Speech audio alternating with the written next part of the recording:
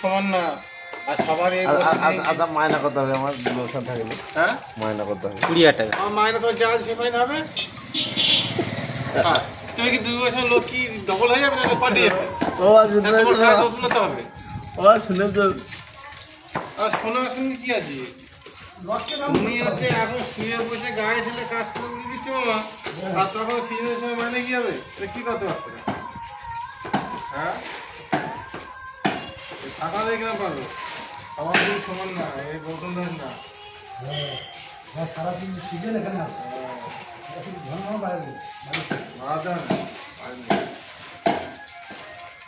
এক করে টাকা দিয়ে কিনা পারো, পারবে না, জীবনে পারবে না।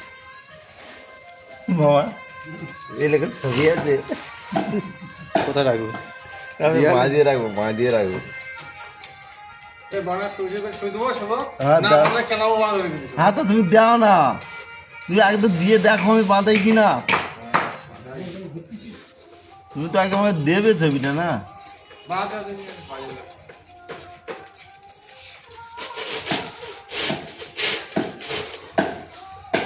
একটা সিজন দেওয়া থেকে যাবে এখানে।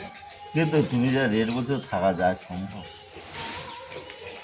শোনো তোমার কি 4টে হাত আর 16 আমি খানা পা হবে তখন? মামা বুঝেছো, আমি যখন গণেশ ঠাকুর তৈরি করে ফিরি বুঝেছো, মানে ডেট তো আমাদের কম বেশি, এটা যেহেতু ঠাকুর ডেলিভারি হচ্ছে সেই হিসেবে তো একটা আলোচনা থাকবে না, বুঝলি?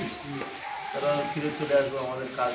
ঠিক আছে, তুমি সিজনের সময় একটা মাসই তো সিজন আমাদের, ঠিক আছে? তোমার 1 মাস তোকে আমি 30,000 টাকা মান দেবো, থাকবে? হ্যাঁ তুমি ওটা 30,000 না, অত দেবো না, 22,000 ঠিক আছে।